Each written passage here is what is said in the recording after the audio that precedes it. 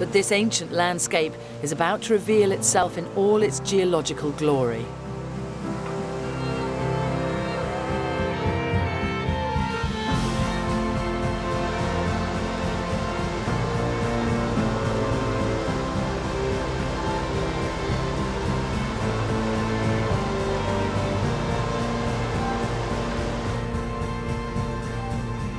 That is quite a vision. It looks as if someone's taken a giant knife and gouged it through the earth. This is the Corryshott Gorge, 300 feet deep, more than a mile long, with its main waterfall, the Falls of Misak, plummeting 150 feet.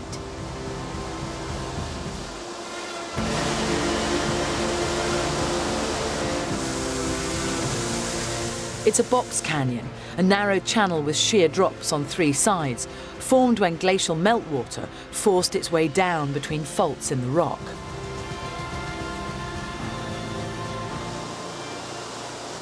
It's a rare geological phenomenon, and looking into the gorge is like looking into a primitive world. Its rocky walls clothed in damp greenery.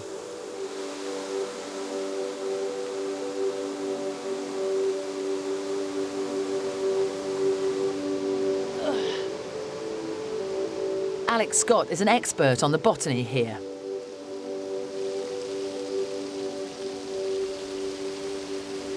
Is this pretty much how it would have been, I don't know, 1,000 years ago? I think it probably is. We have other plants round about us that tell us that it's been a woodland for a long time because we have ferns. I must say, I've always loved ferns. Well, that's a very, very good taste, that, living ferns, because they're really an ancient group, and the ferns are really taking us further back in time, because in the Carboniferous period, when the coal that we use today was being laid down, it was tree ferns, club mosses that produced all that. So ancient, ancient. Very ancient as you can get. Corryshott has given me a glimpse of primordial Scotland, a real sense of how it would have looked in the distant past. But I'm leaving its wonders behind as I travel even deeper into this great wilderness. To the east lie the rich waters of the North Sea. Ports here were once the biggest providers of herring in the world. The so-called silver darlings were landed in their millions. Just south of Wick, at Ulster, a forgotten story of man's talent for improvisation is carved into the structure of the rocks. The only inlet for fishing boats sat at the bottom of a 250-foot sheer cliff. Not the easiest place to land a catch. So the resourceful 18th century fishermen built a staircase known as the Whaligoe Steps.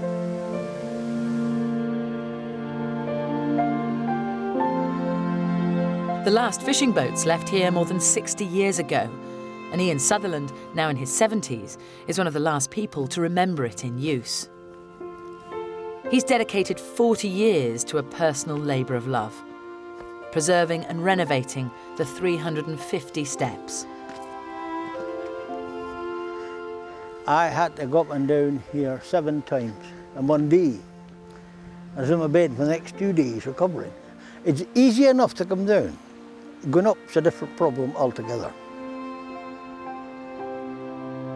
The first time I came down the steps was about 1948 or 49, and my granduncle, John Miller, and his brother were still fishing from here.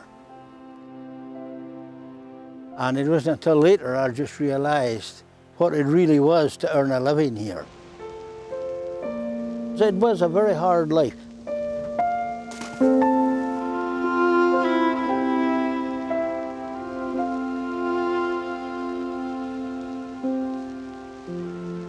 This is where they landed the herring here. From the boats down there, each would land about a basket or so of herring. The old winch is still there. That winch was installed about 1890, and that was a great boon for hauling up the boats. Well, I've had a love affair with this place since I was literally born, since I was. And it's undiminished, still the same yet. I still feel the same way about it. And I want to do anything I possibly can to keep it that way and to help it being that way.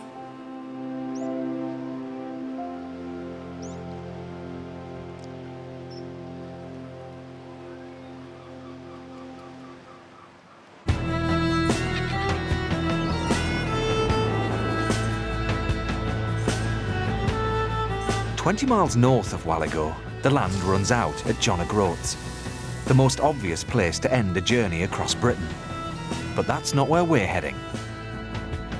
Our alternative journey south to north finishes at Cape Wrath, the most northwesterly point on the British mainland.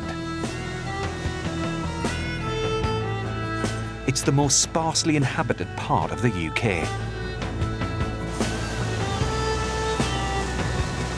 25,000 acres of wind-lashed rock and sea. A wet desert without trees or shelter. A true wilderness with some final secrets for us to discover. We're heading for Corryshott, a tiny bay on the north coast. I'm walking in from Kinlochbervie in the south. While I'm starting at Farrad Head and travelling in from the east. But first, we have to get there. Cape Wrath is 100 miles from the nearest city and closer to the Arctic Circle than it is to London. You don't end up here by accident. It's also the wettest and windiest place in the UK, and today it's throwing everything it's got at me.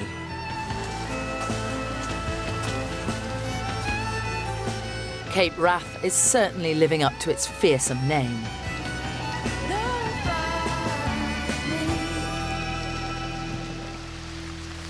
Some people are always searching for solitude, that chance to get lost in the landscape. But there are very few places you can actually do it in this country. This is one of those places, though. No noise, no hustle and bustle. Just this. Finally, I've reached a landscape that is untouched and truly wild. And it's a privilege to be here. Virgin sand. Can't resist it.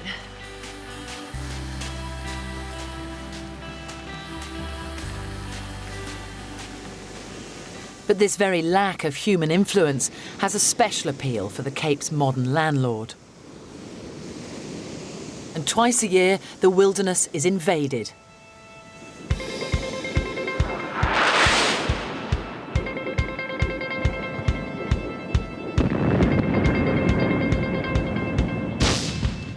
Today, this land is owned and managed by the Ministry of Defence.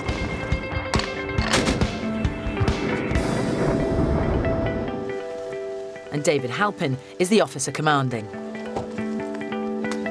Hi, David. Hello, Julie. Hello. Welcome to Cape Wrath. Thank you very You've brought much. the weather with you, I see. Yeah. Well, I don't think it's me. I've got this feeling that this is probably what it's like most of the time. I think you're probably right there.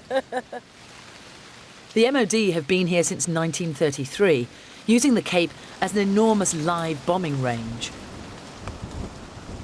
I can guess why it's such a good place for you guys to practice. I mean, the conditions must certainly test your soldiers. Indeed. Well, I mean, one of the ideal places about Cape Wrath, or the Path as it's known colloquially, is its extreme terrain. It's arduous, it's isolated, and it gives us the ability to train our servicemen and women in difficult climates. What about the topography and the geography of the place? Does that help as well? Very important.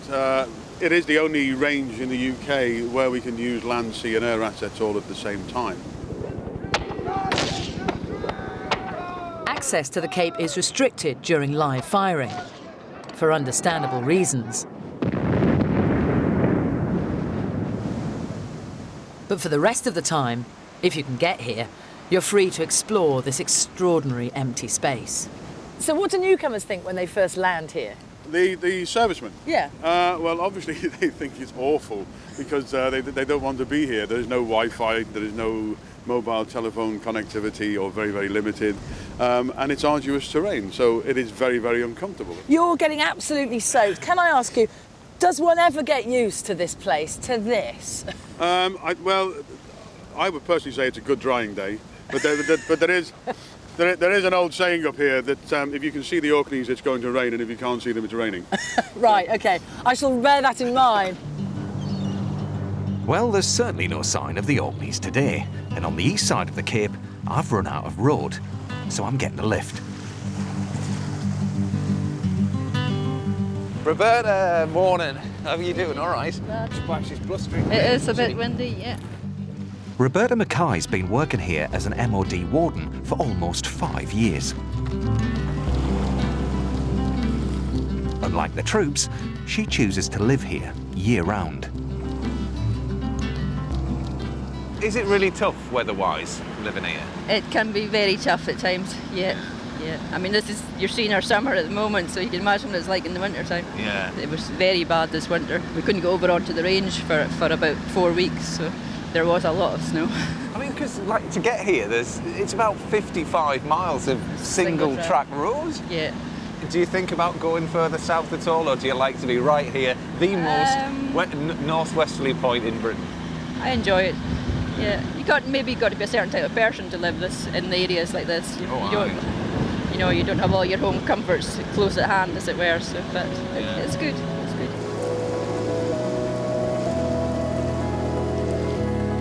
The weather's beaten me at last. Well, thank you for saving me. You're welcome, Julia. I hope you eventually dry out.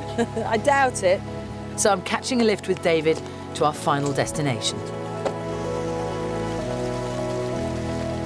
But I'm determined to get there under my own steam. I've got the offer of one of these. And to be honest, it would be rude not to use it.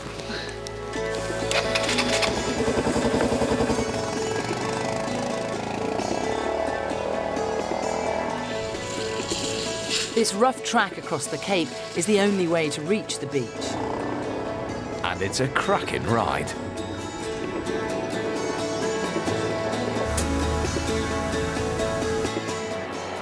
Well, this has to be the definition of feeling isolated in Britain. You're certainly at the mercy of the elements here, being battered by the wind. Back on foot, I'm almost there. I can feel the endpoint in my toes. Corryshott Beach is just that way.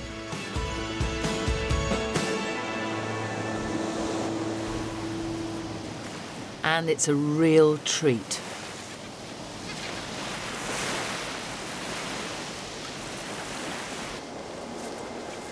Wow. That is a gem.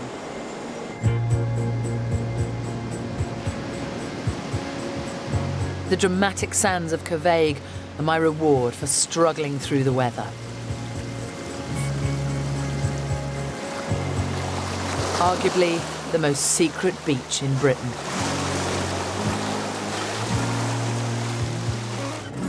But I don't have it to myself for too long. Noisy wheels. How are you doing? Good. Oh, Look at that. It doesn't get much tastier than that, huh? goodness me. That was some ride, I tell you.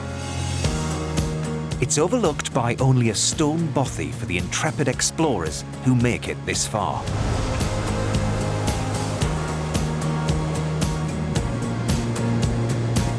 Corryshott Beach is the perfect place to end our epic adventure. Our travels have brought us to the very edge of secret Britain. Now, ahead of us lies nothing but the cold waters of the North Atlantic and the Arctic beyond.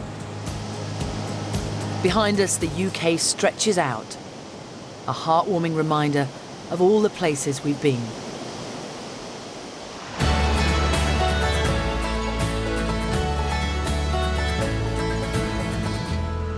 It's a journey that's shown us just how different secret Britain can be. An adventure through a country we thought we knew. A country where every road can lead to the hidden or the forgotten. There you go. That's where it is if you want to know. X marks the spot. We've found secrets to discover, to reclaim and to respect. Places to inspire. Who could fail to get lost in a place like this? Places to remember forever.